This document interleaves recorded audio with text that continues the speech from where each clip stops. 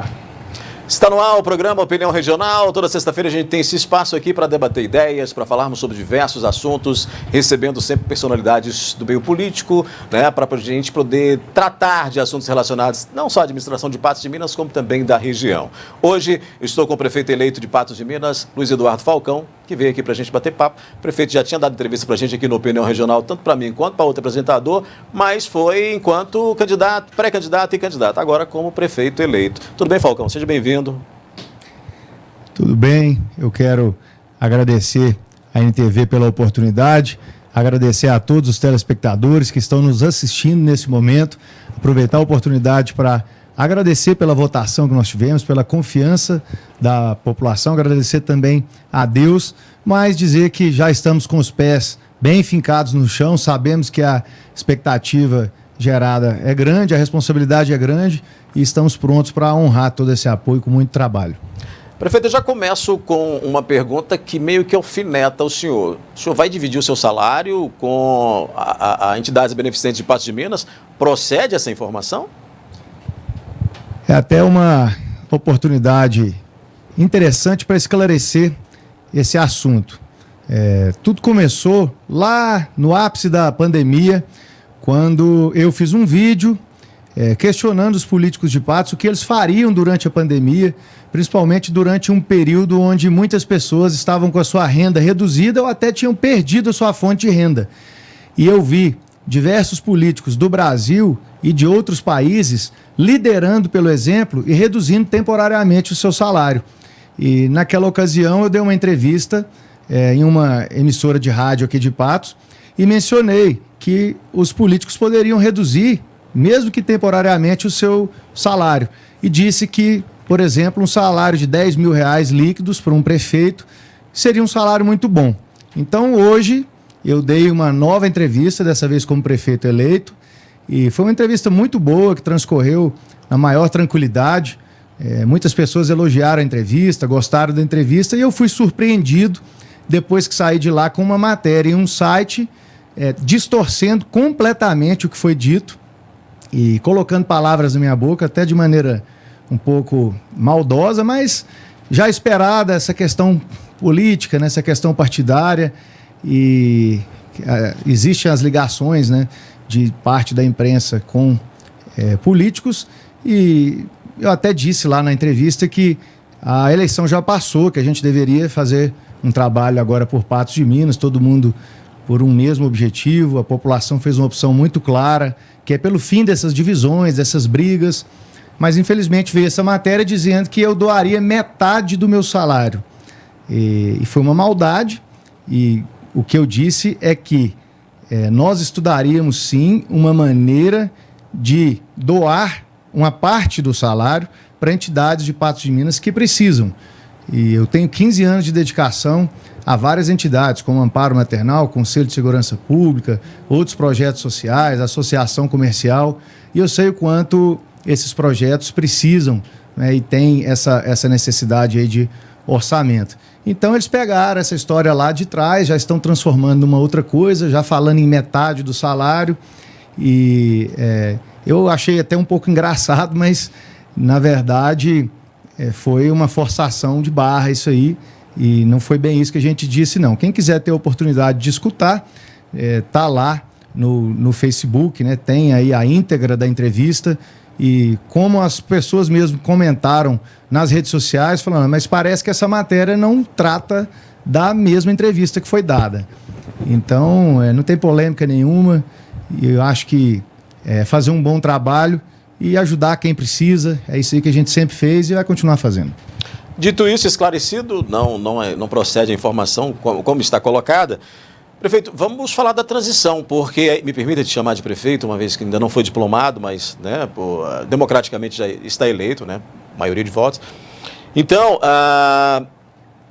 esse é o momento da transição, o senhor já escolheu ali a equipe que vai conduzir esses trabalhos, a prefeitura publicou ali o decreto. Isso já está em andamento? O senhor já tem alguma informação sobre a situação hoje da prefeitura? Como é que o senhor vai pegar essa gestão? Ou ainda isso é muito inicial, ainda não se tem um parâmetro do que está, da situação que está hoje? Primeiro, ressaltar e trazer algumas informações para população que nos assiste a respeito dessa questão da transição. A transição, a Lei Orgânica Municipal traz essa previsão de um trabalho de 30 dias, uma equipe voluntária, ou seja, sem remuneração, e essa equipe não tem nenhuma relação com a equipe que vai trabalhar a partir do ano que vem. Ou seja, não necessariamente essas pessoas que estão na transição ocuparão cargos no ano que vem de secretário ou de diretor, etc. Inclusive, vários que aceitaram o convite para fazer parte da transição já disseram para a gente, eu não tenho condições de ocupar cargo ano que vem, eu vou só ajudar durante 30 dias. Então essa aí é uma situação de várias pessoas que estão na transição. Apenas colaborando. Apenas colaborando, e são pessoas de um currículo muito bom, tem mestres, doutores, pessoas com 2 pós-graduações, pessoas com muita experiência em gestão pública, e a metade da minha equipe de transição eu nunca tinha visto na minha vida, são pessoas que eu não conhecia ainda, outros eu nem sei em quem votaram, não fizeram parte da minha campanha, isso não é relevante nesse momento, a opção que eles tiveram lá no dia da eleição, e o que nós estamos procurando é capacidade técnica, comprometimento com a cidade, ficha limpa e pessoas que realmente queiram o melhor para a cidade. É só isso. Aí ali eu tenho 2 ou 3 pessoas que me ajudaram na campanha? Sim. Dentre 14 pessoas, tem uma pequena minoria que me ajudou sim na campanha, mas o currículo dessas pessoas fala mais alto. São pessoas que têm grande experiência em gestão, pessoas que têm uma formação acadêmica muito boa e que também são da minha confiança, né? Pelo menos uma parte das pessoas da transição eu preciso que sejam pessoas da nossa confiança, principalmente quem vai coordenar. Mas informações sobre a situação ainda não tem? Realmente é um pouco prematuro ainda para trazer essas informações, mas a gente tem sim já algumas situações já que estão bem claras. Eu até estava na prefeitura até agora há pouco, vim direto de lá, e é possível perceber que a situação financeira da prefeitura é uma situação razoável, uma situação boa, e existe os recursos garantidos para pagar o salário dos servidores desse mês, do mês que vem, para fazer essa virada de ano da maneira mais tranquila possível, e a prefeitura tem honrado os seus compromissos, então isso a gente precisa reconhecer e ressaltar. Agora, em relação à estrutura, às secretarias, como é que nós vamos modernizar algumas questões, isso aí ainda não está feito, esse levantamento, ele não está finalizado, a gente ainda não tem esses relatórios. Mas na semana que vem nós já teremos algumas situações mais claras e eu vou divulgando pelas minhas redes sociais também, que a população, as pessoas que quiserem acessar para acompanhar, é o @FalcãoLuizEduardo, tanto no Instagram quanto no Facebook. São os mesmos canais da campanha, né? Exatamente. Continua. Prefeito, aí o senhor tem então, o senhor deixou claro que essa equipe necessariamente não será a equipe de governo. Como é que vai ser formado isso? Vai ser um processo seletivo? Vai ser uma escolha por meio de currículo? Qual que é o processo para poder montar essa equipe de governo?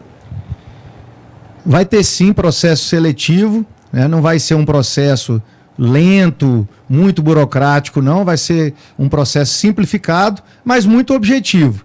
Nós vamos unir a questão de currículo, ficha limpa e capacidade, interesse e experiência também, né? As pessoas que quiserem, né, participar desse processo seletivo vão poder participar, ele será divulgado oportunamente aí nos próximos dias, e é óbvio que tem algumas situações aonde a gente precisa ter mais critério. Eu acho que nós precisamos dos melhores para Patos de Minas, na saúde, na educação, nessas 2 áreas principalmente, na fazenda, né, na Secretaria de Finanças, na infraestrutura, né, portanto, na Secretaria de Planejamento. Nós precisamos de técnicos, e técnicos a gente vai achar através do currículo, através do processo seletivo, não é indicando politicamente. Então, isso foi o que nós dissemos durante a campanha toda, é nisso que eu acredito e é isso que nós vamos fazer. O senhor não ter, durante a campanha o senhor falou muito disso, não ter ligações com grupos políticos facilita esse tipo de ação?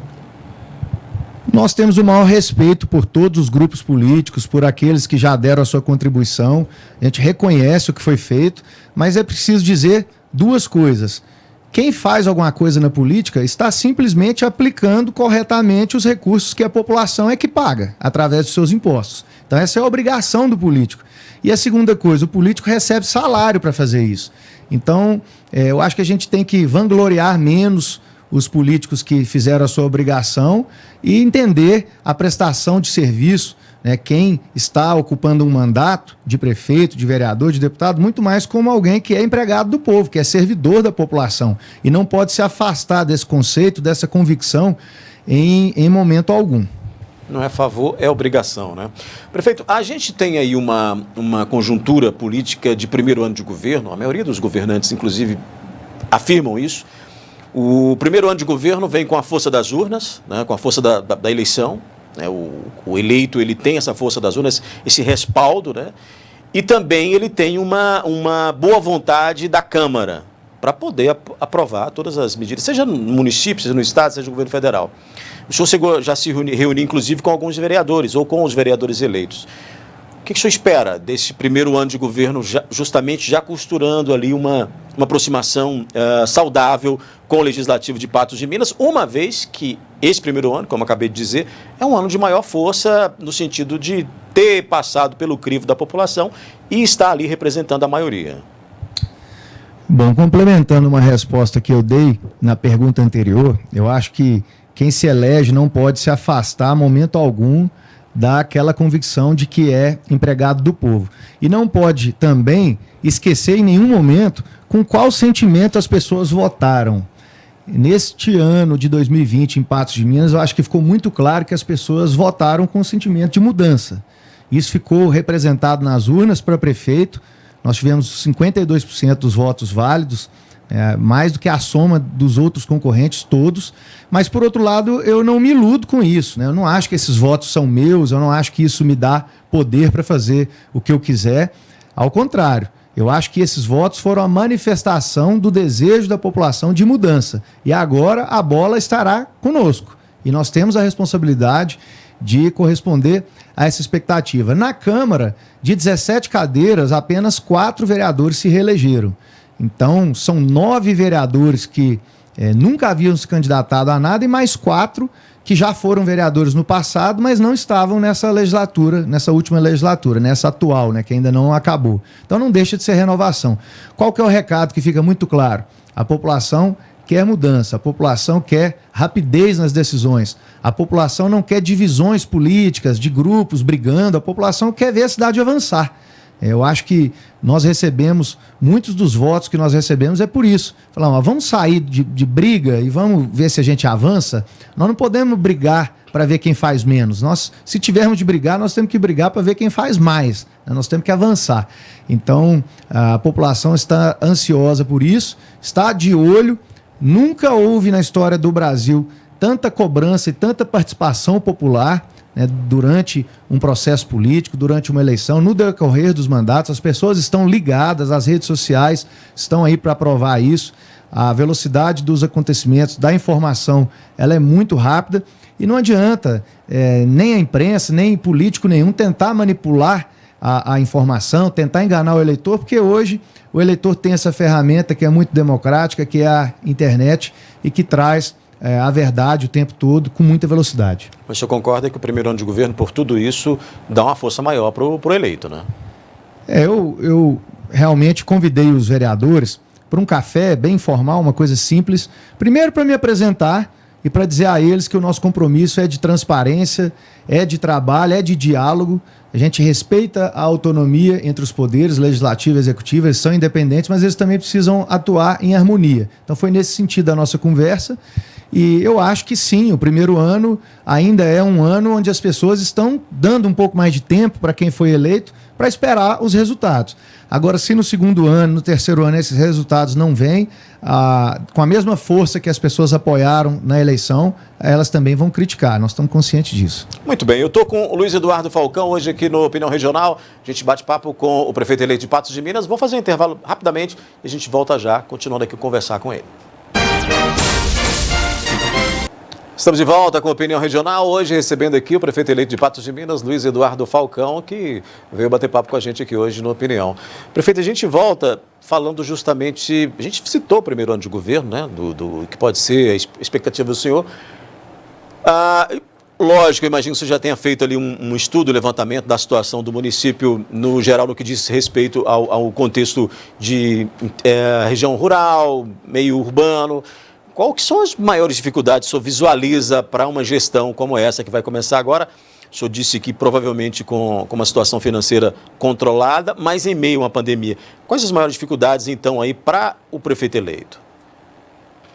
Saúde pública, estradas rurais e educação pública. E também a infraestrutura como um todo, né, do município. Essa questão do escoamento das águas pluviais, o córrego do Monjolo que transborda toda vez que chove, as ruas que são destruídas porque não tem o escoamento adequado, né, não tem o planejamento ao longo dos anos, de 5, 10, 15, 20 anos, ele não foi tão bem feito. Foram problemas que foram se arrastando, não é culpa do fulano ou do Beltrano, mas de uma sequência de muitos anos que isso foi acumulando e agora viraram grandes problemas, né? Antigamente a gente tinha cidade até o córrego do Monjolo. Hoje a gente tem outra cidade do outro lado do córrego do Monjolo.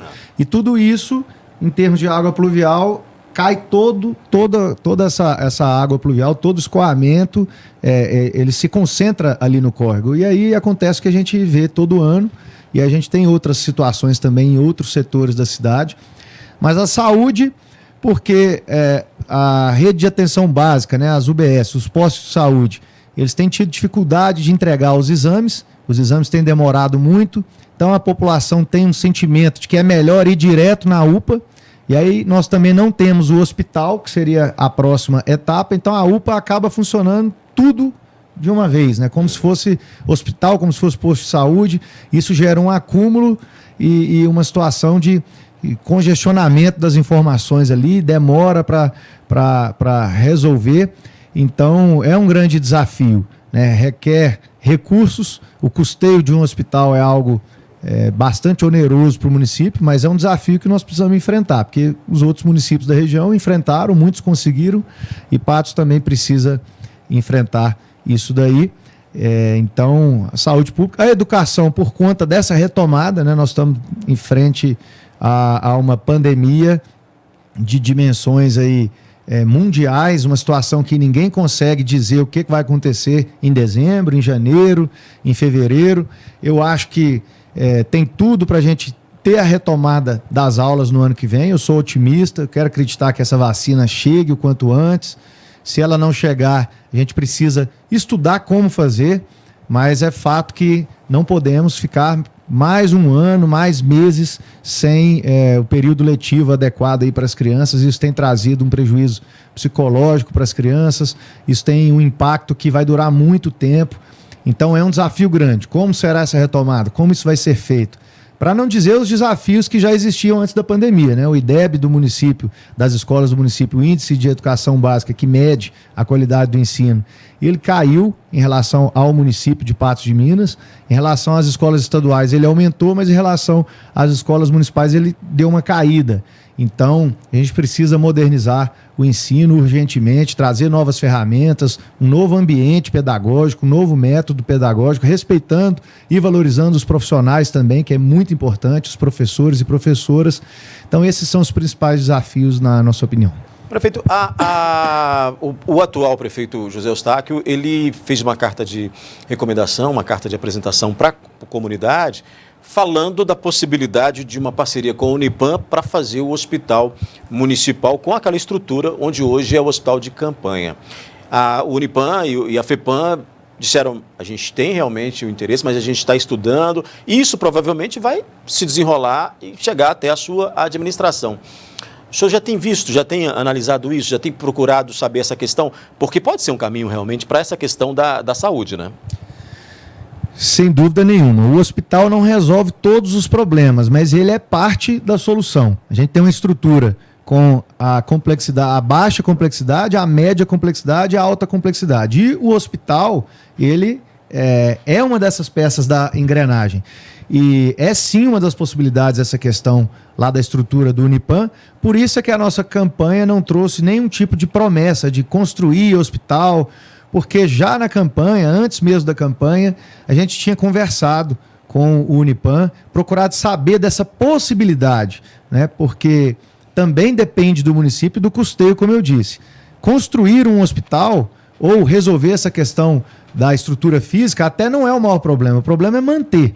pagar todos os profissionais que estão ali trabalhando, trazer os equipamentos que são caríssimos, os insumos, manter medicamento, todo o material que precisa ali todo dia, todo mês, o ano todo.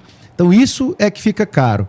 Então, com muita responsabilidade durante a campanha, a gente não veio com essa promessa, vamos construir, vamos fazer, porque não é possível fazer esse compromisso durante a campanha se a gente nem sabe qual vai ser o orçamento do município o ano que vem. Vamos trabalhar para isso com a maior força possível, com o maior empenho do mundo. Nós vamos trabalhar para resolver isso. Você citou muito bem no início. O Unipan ainda não deu o sinal verde, o Unipan ainda não disse se isso realmente é possível, se já está definido.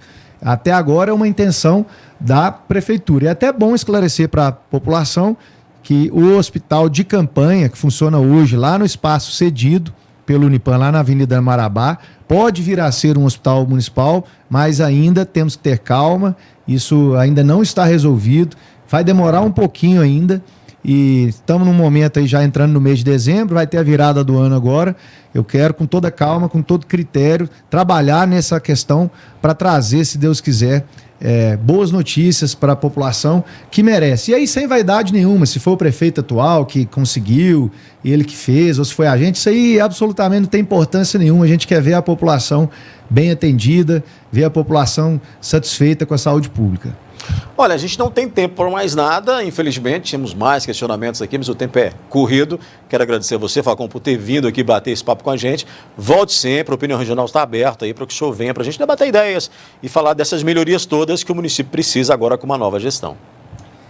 Eu que agradeço pela oportunidade, é um prazer estar aqui. Eu, como prefeito eleito, eu entendo que é a minha obrigação estar sempre participando, conversando com a população, dando satisfação do que está sendo feito, do que não está, do porquê não está sendo feito. Essa transparência vai ser uma tônica do nosso mandato, a população pode ter certeza.